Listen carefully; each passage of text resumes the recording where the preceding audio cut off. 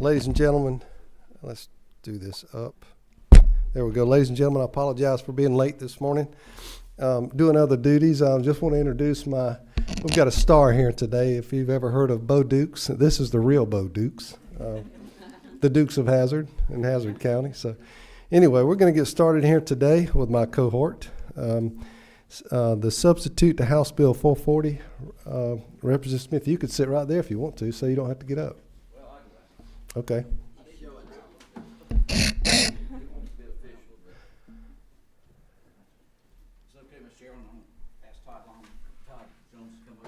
Absolutely. And you're live. Thank you, Mr. Chairman. Members of the committee, this morning I'd like to bring to you substitute House Bill 1440. It's LC 5502883S. What we have here is an act that's called the Richard H. Smith Georgia CHIPS Advancement and Research and Economic Development Act.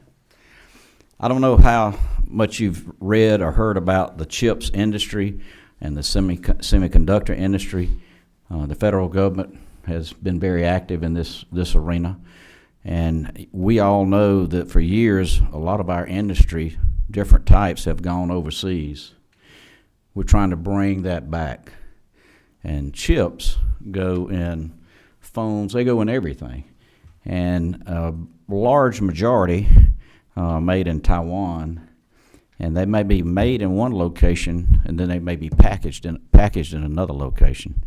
And so what we'd like to do is work to bring that back. The little bit that I know about this, I've learned from people right here in the audience that drove up this morning from Columbus, Georgia. And if it's okay, I'll just introduce them right quick. Please. Mr. Chairman. Yes, sir. We have Bill Dudley, who's with the Greater Columbus Chamber of Commerce. We have Mr. Ben Mosier, who's with United Way. He's the head of United Way. And Ms. Jennifer Bickerstaff, who's legal. And they have a committee that has started months ago working on bringing the chip industry, bringing research and development to the state of Georgia. And they have worked tirelessly. They've been to D.C. They've been awarded actually a grant because they're so organized. They have a grant from the federal government to help push this forward. And so I think it's a great opportunity for us in Georgia. And it's a regional approach. I live in Harris County. I'm fortunate to represent a part of Muskogee, Columbus, but we work together through the Chamber of Commerce as we work together. So it's a regional approach to bring this industry to Georgia. And if we get near the end and they need to make a comment, we'll do that. I know time is short. Everything that we're talking about in this bill comes under the One Georgia Authority. So you'll see on Section 2, it gives you some definitions of some of the words, consortium and executive committee. It talks about funding, how it's set up, grant programs, loans, or both. But there's a key statement on line 24. It says all of this is subject to available funding. This bill just gives you the framework and the structure to help start enticing these semiconductor chip industries to come to the state of Georgia. That's what this whole bill does, set up the framework, the groundwork. It creates a consortium that is an advisory panel to the One Georgia Authority. It lists that in the bill. You'll find it. It sets up the advisory panel. If you look on page 4, you have a representative from 10 different universities. You see them listed there. And on page 5, it talks about, I think, which is key, the executive committee and how that executive committee is set up. Appointments by the governor, president of the Senate, House of Representatives, Speaker, Chancellor of the University of Georgia, and the president of the Technical College System of Georgia, which I think brings all the universities and institutions together to promote this chips industry. Every line, you try to go through a bill and pick out things that are important. So I had my yellow marker out. Every line on this page has a yellow line through it. So I'd ask you to, glance through that. And you may have had a chance to read it before you got here, but this is all about enticing people to come to Georgia, Yes, there may be some grant programs for them. There may be some low-interest loans for them. We want them to come here, and we want research and development. We want them to partner with our universities, our technical colleges, and we want to entice that chips industry to come. It's very good, high-paying jobs for communities, pretty much a clean industry, and we think it would be a good fit for the state of Georgia. Now, I can go on and go through the whole bill line by line, but I'm going to leave that up to you, Mr. Chairman. Chairman Jones, do you anything to add? Mr. Chairman, I think Representative Smith has given a really good overview of what the bill is. The only thing that I would add is that you would see throughout the bill there are 3 funds created, one primarily focused on companies and effectively luring them into the state of Georgia, the second around workforce and pass around workforce development, and the third one around innovation and working with basically our institutions of higher ed. But other than that, that's about the only codicil that I would add to Representative Smith's comments. Okay, members of committee. Any questions from anybody on the committee? Number 11. Yes, ma'am. Thank you, Mr. Chairman. Thank you very much, Mr. Chairman, sir, for bringing this bill. Yes, ma'am. The list that you've indicated here of universities that would be able to have direct participation and committee members on this board is expansive and looks like it would include just about everybody. But of course, you know that I always look for Augusta, right?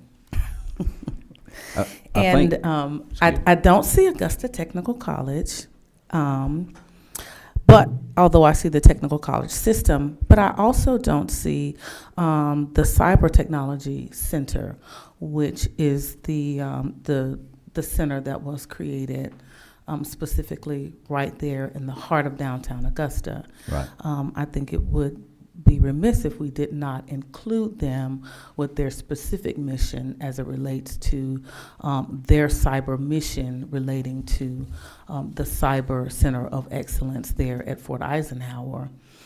With that mission being there and all of that educational influence right there in our city, I would like to see if we could figure out a way to include them specifically.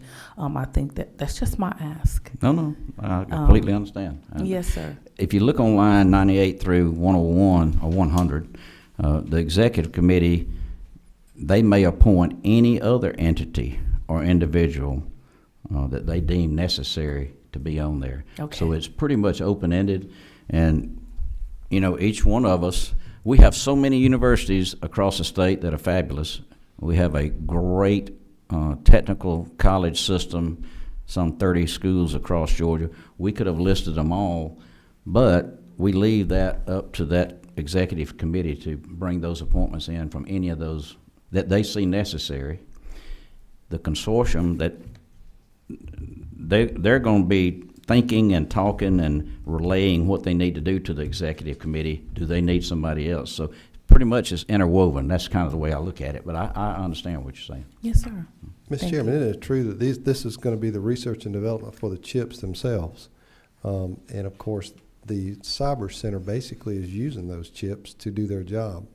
But this is basically to create and innovate these chips for the, I keep thinking about these cars that we couldn't even buy, where they were sitting there and we were waiting on chips coming from other countries, made us extremely vulnerable.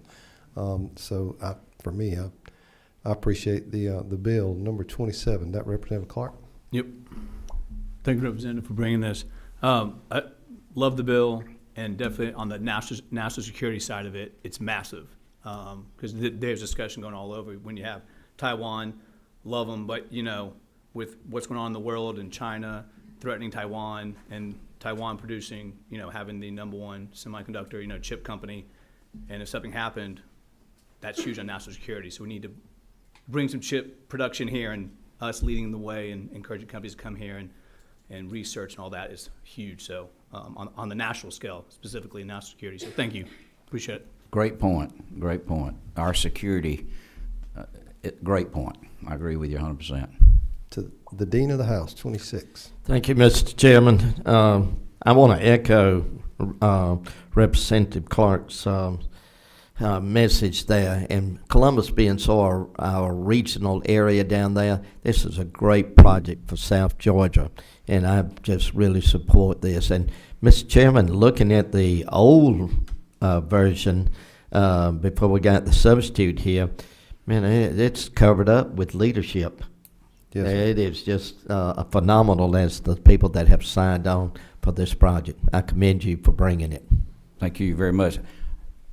Team effort right here, y'all. These are the people that have worked tirelessly, and they're the unsung heroes because they have met with the local governments, the counties. We've been meeting with Harris County commissioners. They've covered all the bases. They've had more meetings than they can probably count.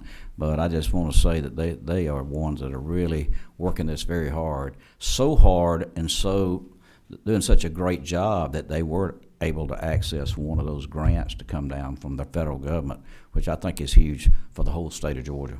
Who's 28? Is that Representative Rhodes? Thank you, Mr. Thank you, Mr. Chairman. Great bill. Thank you for bringing this. I just had to go on record saying that Chairman Jones had too much influence because he put Georgia Tech over Georgia in the bill. Thank you, Mr. Chairman. Representative Botter, you're next, I think. Who's on 26? Me. Yes, sir. I'm sorry. Dean. Mr. Chairman, at the proper time, I'd like to make a motion. Is there anybody from my audience that'd like to speak? I'd again wanted to thank you guys for driving all the way up and want to give you the opportunity if you'd like. Why don't you take the podium over here? Yeah. Yes. Yeah, come on through there. Yeah, they left pretty early this morning to come up, so I appreciate them. Appreciate you giving them time, Mr. Chairman. Yes, sir. Thank you, Mr. Chairman, and members of the committee. It's our great pleasure to be able to bring this legislation forward today in honor of Chairman Smith. He was just really involved in everything that we were doing locally and was the one who got the speaker involved. Came to Georgia Tech when we had an announcement of a startup company a couple months ago now, and was going to bring this forward, but unfortunately passed. And so this would be a great honor to his life and legacy, and I think can really transform the state and help with national security, economic security, and produce these chips locally. As you've all said, we're in a bit of a pickle right now with what's going on. 92% of leading edge chips being produced in Taiwan, the other 8% in South Korea. All the packaging of the chips is in China, Malaysia, other places in Asia. We produce 0% of the leading edge chips, logic chips that we need for AI, satellites, missile systems, you name it, iPhones, all of them are overseas. And so this is a big effort that is going to be going on for the rest of our lifetimes, and the federal government has invested $280 billion in this. I think 8 or 9 states have done a similar piece of legislation to this, but nowhere in the South. Texas, if you include Texas, they've been leading on this. $5 billion over that now has come into the Texas CHIPS Act, and they have seen massive amounts of projects land in Texas because of this. And Chairman Smith was very focused on that piece of legislation in Texas as being the model for the one here. You've got fab systems by Samsung and Texas Instruments popping up outside of Austin and Dallas, and I think the same thing could happen here in the state of Georgia. The average wage in the semiconductor industry is about $150,000 a year, and 60% of the jobs that are created do not require a 4-year degree. They're certificate degrees, technical college, straight out of high school, and the base level, the base skills that you need are technician level skills, mechatronics. We have Pratt Whitney in our area in Columbus, and aeronautical engineering and those types of things also transfer right into semiconductor. So we're very excited and thankful to be here today and for all the support that's been vocalized. So thank you. Jennifer. Yeah, yes, good morning. Just to add a little bit to Ben's comments. You can pull it down. Hello. Yes. To add to Ben's comments, I'm Jennifer Bickerstaff. And first of all, in reference to Chairman Smith, he had been such an advocate and champion of this effort. And personally directed me when we were talking about this legislation. He goes, blow their socks off. That's exactly what he told me. And we're just honored to be here and to be a part of this. And to echo a little bit about, we talked about national security, we talked about economic development, but honestly, really at the core of this is also workforce development and job creation that will elevate communities, maybe hopefully start to end generational poverty. As Ben said, we have a workforce plan in place where a person can go get a certificate right out of high school or even during high school and start making $60,000 a year. So this is all about raising the water level for large groups of communities. So we appreciate the support. We're excited about this, and Georgia is going to be on the cutting edge. This is the future, and this is going to elevate our state in so many ways. So thank you so much. We appreciate it. Thank you for driving. I know it's a long ride from Columbus, and again, this is I'm really proud that you guys are the centerpiece of this piece of legislation. Anyone else? If not, the dean, you had the mic. What number are you? 26. Yes, sir. Did you want to make a motion? Yes, thank you, Mr. Chairman. I make a motion of do pass to the substitute to House Bill 1440. We have a motion and a second. Is there any discussion? If not, all those in favor say aye. Aye. All those opposed. This bill gladly passes on to the Rules Committee. Thank you, Mr. Chairman, both of you. Thank you. Thank you, Mr. Chairman.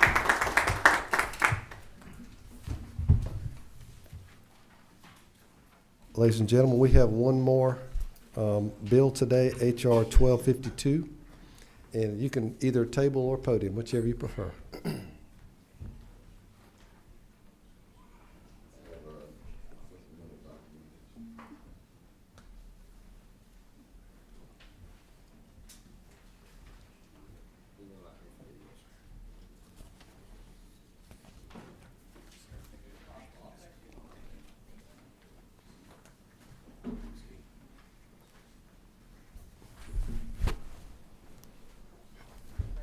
Representative Bell, you have the floor.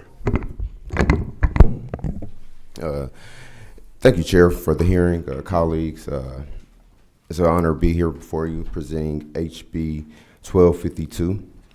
This is a bill that's a study committee that's about reducing Georgia's dependence on bricks. It's kind of interesting that the previous bill introduced kind of covered the same thing as we talked about empowering Georgia's economy and empowering Georgia's economy and making sure that it's not crippled on a supply chain that we've seen in the COVID pandemic, and also dependent on countries that may present a security crisis, which compromises specifically of a few countries in the BRICS coalition, comprising of Brazil, Russia, India, China, and South Africa, recently adding Egypt, Ethiopia, Iran, Saudi Arabia, and the United Emirates, which stands as a formal intergovernmental organization against the dominance and the political dominance of the United States. With the expanded membership of BRICS now representing 3.5 billion people, constituting 45% of the world's population, economically, these nations wield immense power, contributing to over 28.5 trillion the global economy, accounting for 28% of the global GDP. Their combined strength and production of crude oil reaches 44%, significantly impacting the world's market. Arguably, BRICS emerged as a geopolitical rival to the G7 bloc and advanced economies. As a member of the G7 in 2021, conducting over $120 billion in imports from these key nations, specifically India and China being amongst two of those top 10 in the BRICS that we import from. In contrast, Georgia represents only 33%. In contrast, Georgia also has an increase of 33% from India, totaling $4.8 billion.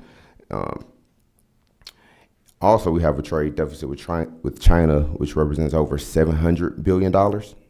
As the previous representative, as the previous representative said or mentioned, particularly in the realms of superconductors, architecture, not architecture, but in technology, we have these deficits. By studying how we can reshore these, we can bring Georgia's economy up, bring people into the fold that have traditionally been out of Georgia's economy, and making sure that we're securing a future. By passing this study committee, we can aim to change our whole economy. We can aim to change our state's outlook. Furthermore, the committee aims to explore encouraging partnerships with local farmers, agricultural colleges, and offering additional tax incentives on Georgia-based farmers, increasing financial literacy, and empowering Georgia students with entrepreneurial skills and aligning with Georgia's identity as an agriculture state and also as a business state. So I ask for favorable passing to this bill as a multifaceted strategy to seek the stabilization of our economy, benefiting all Georgia's parents, children, and entrepreneurs alike. With this earnest request, your affirmative vote to propel Georgia's economy forward and stable. Thank you.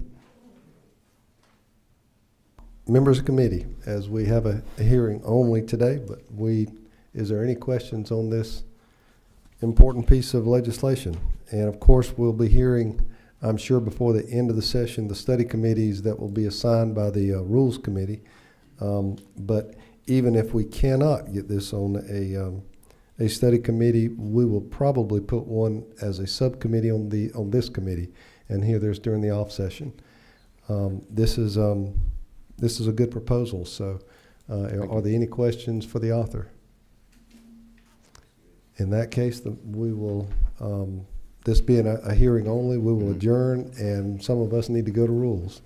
Thank you very Chairman. much. We're adjourned.